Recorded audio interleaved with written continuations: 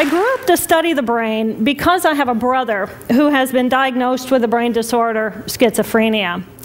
And as a sister, and later as a scientist, I wanted to understand, why is it that I can take my dreams, I can connect them to my reality, and I can make my dreams come true? What is it about my brother's brain and his schizophrenia that he cannot connect his dreams to a common and shared reality, so they instead become delusion? So I dedicated my career to research into the severe mental illnesses, and I moved from my home state of Indiana to Boston, where I was working in the lab of Dr. Francine Benes in the Harvard Department of Psychiatry. And in the lab, we were asking the question, what are the biological differences between the brains of individuals who would be diagnosed as normal control, as compared with the brains of individuals diagnosed with schizophrenia, schizoaffective, or bipolar disorder? So we were essentially mapping the microcircuitry of the brain, which cells are communicating with which cells, with which chemicals, and then in what quantities of those chemicals. So there was a lot of meaning in my life because I was performing this type of research during the day. But then in the evenings and on the weekends, I traveled as an advocate for NAMI, the National Alliance on Mental Illness. But on the morning of December 10, 1996, I woke up to discover that I had a brain disorder of my own. A blood vessel exploded in the left half of my brain. And in the course of 4 hours, I watched my brain completely deteriorate in its ability to process all information. On the morning of the hemorrhage, I could not walk, talk, read, write, or recall any of my life. I essentially became an infant in a woman's body. If you've ever seen a human brain, it's obvious that the two hemispheres are completely separate from one another. And I have brought for you a real human brain.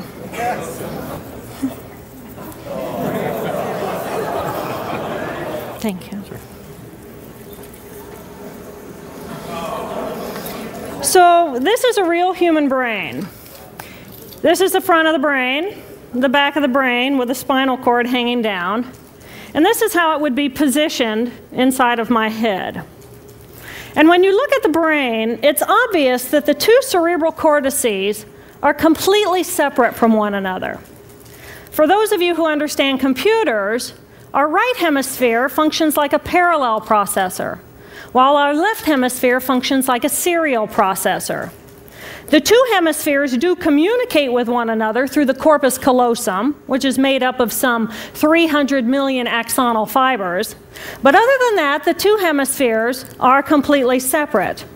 Because they process information differently, each of our hemispheres think about different things, they care about different things, and dare I say, they have very different personalities. Excuse me. Thank you. It's been a joy. Our right human hemisphere is all about this present moment. It's all about right here, right now. Our right hemisphere, it thinks in pictures, and it learns kinesthetically through the movement of our bodies.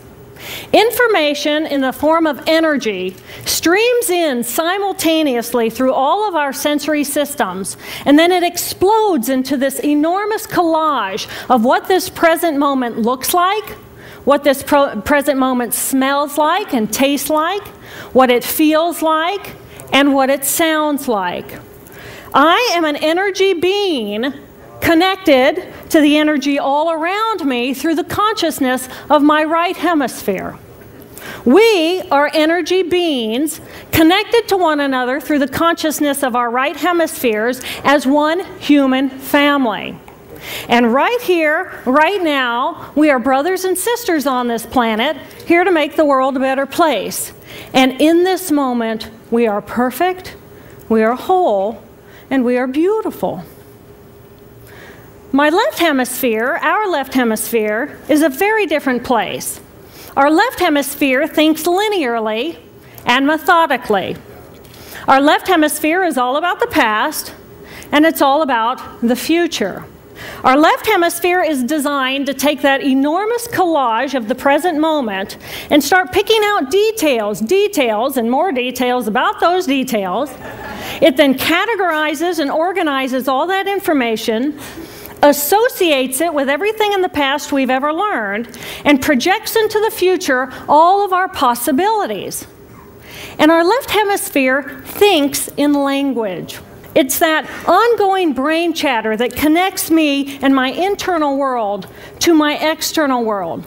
It's that little voice that says to me, hey, you got to remember to pick up bananas on your way home. I need them in the morning. It's that calculating intelligence that reminds me when I have to do my laundry. But perhaps most important, it's that little voice that says to me, I am.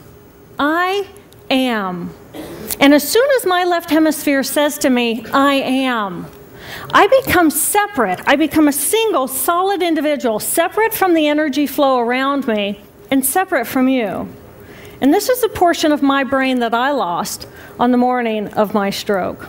On the morning of the stroke, I woke up to a pounding pain behind my left eye. And it was the kind of pain, caustic pain, that you get when you bite into ice cream. And it just gripped me, and then it released me. And then it just gripped me, and then it released me. And it was very unusual for me to ever experience any kind of pain, so I thought, okay, I'll just start my normal routine. So I got up and I jumped onto my CardioGlider, which is a full-body, full-exercise machine. And I'm jamming away on this thing, and I'm realizing that my hands look like primitive claws grasping onto the bar. And I thought, that's very peculiar. And I looked down at my body, and I thought, whoa, I'm a weird-looking thing. And it was as though my consciousness had shifted away from my normal perception of reality, where I'm the person on the machine having the experience, to some esoteric space where I'm witnessing myself having this experience. And it was all very peculiar, and my headache was just getting worse, so I get off the machine, and I'm walking across my living room floor, and I realize that everything inside of my body has slowed way down. And every step is very rigid and very deliberate. There's no fluidity to my pace, and there's this constriction in my area of perception, so I'm just focused on internal systems. And I'm standing in my bathroom getting ready to step into the shower, and I could actually hear the dialogue inside of my body. I heard a little voice saying, okay, you muscles, you got to contract, and you muscles, you relax. And then I lost my balance, and I'm propped up against the wall. And I looked down at my arm, and I realized that I can no longer define the boundaries of my body. I can't define where I begin and where I end, because the atoms and the molecules of my arm blended with the atoms and molecules of the wall. And all I could detect was this energy. And I'm asking myself, what is wrong with me? What is going on? And in that moment, my brain chatter, my left hemisphere brain chatter, went totally silent. Just like someone took a remote control and pushed the mute button. Total silence. And at first I was shocked to find myself inside of a silent mind. But then I was immediately captivated by the magnificence of the energy around me. And because I could no longer identify the boundaries of my body, I felt enormous and expansive. I felt at one with all the energy that was, and it was beautiful there. And then all of a sudden, my left hemisphere comes back online, and it says to me, hey, we got a problem, we got to get some help. And I'm going, oh, I got a problem. So it's like, okay, I got a problem. But then I immediately drifted right back out into the consciousness, and I affectionately refer to this space as La La Land. But it was beautiful there. Imagine what it would be like to be totally disconnected from your brain chatter that connects you to the external world. So here I am in this space, and my job and any stress related to my job, it was gone. And I felt lighter in my body. And imagine all of the relationships in the external world and any stressors related to any of those, they were gone. And I felt this sense of peacefulness. And imagine what it would feel like to lose 37 years of emotional baggage. Oh. I felt euphoria. Euphoria. It was beautiful there. And then again, my left hemisphere comes online and it says, hey, you've got to pay attention. We've got to get help. And I'm thinking, I got to get help. I got to focus. So I get out of the shower and I'm mechanically dressed and I'm walking around my apartment and I'm thinking, I got to get to work. I got to get to work. Can I drive? Can I drive? And in that moment, my right arm went totally paralyzed by my side. Then I realized, oh my gosh, I'm having a stroke. I'm having a stroke. And then the next thing my brain says to me is, wow, this is so cool. This is so cool. How many brain scientists have the opportunity to study their own brain from the inside out? And then it crosses my mind, but I'm a very busy woman. I don't have time for a stroke. It's like, okay, I can't stop the stroke from happening, so I'll do this for a week or two, and then I'll get back to my routine. Okay, so I got to call help. I got to call work. I couldn't remember the number at work. So I remembered in my office I had a business card with my number on it. So I go into my business room, and I pull out a 3-inch stack of business cards, and I'm looking at the card on top. And even though I could see clearly in my mind's eye what my business card looked like, I couldn't tell if this was my card or not, because all I could see were pixels. And the pixels of the words blended with the pixels of the background and the pixels of the symbols, and I just couldn't tell. And then I would wait for what I call a wave of clarity. And in that moment, I would be able to reattach to normal reality. And I could tell, that's not the card, that's not the card, that's not the card. It took me 45 minutes to get 1 inch down inside of that stack of cards. In the meantime, for 45 minutes, the hemorrhage is getting bigger in my left hemisphere. I do not understand numbers. I do not understand a telephone, but it's the only plan I have. So I take the foam pad and I put it right here. I take the business card, I put it right here, and I'm matching the shape of the squiggles on the card to the shape of the squiggles on the foam pad. But then I would drift back out into La La Land and not remember if when I come back if I'd already dialed those numbers. So I had to wield my paralyzed arm like a stump and cover the numbers as I went along and push them so that as I would come back to normal reality, I'd be able to tell, yes, I've already dialed that number. Eventually, the whole number gets dialed, and I'm listening to the phone, and my colleague picks up the phone, and he says to me, and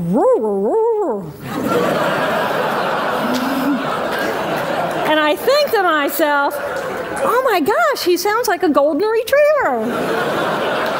And so I say to him, clear in my mind, I say to him, this is Jill, I need help. And what comes out of my voice is, and I think, oh my gosh, I sound like a golden retriever. So I didn't know that I couldn't speak or understand language until I tried. So he recognizes that I need help, and he gets me help. And a little while later, I'm riding in an ambulance from one hospital across Boston to Mass General Hospital. And I curl up into a little fetal ball. And just like a balloon with the last bit of air just right out of the balloon, I just felt my energy lift and I felt my spirit surrender. And in that moment, I knew that I was no longer the choreographer of my life. And either the doctors rescue my body and give me a second chance at life, or this was perhaps my moment of transition. When I woke later that afternoon, I was shocked to discover that I was still alive. When I felt my spirit surrender, I said goodbye to my life, and my mind was now suspended between two very opposite planes of reality. Stimulation coming in through my sensory systems felt like pure pain. Light burned my brain like wildfire, and sounds were so loud and chaotic that I could not pick a voice out from the background noise, and I just wanted to escape. Because I could not identify the position of my body in space, I felt enormous and expansive, like a genie just liberated from her bottle.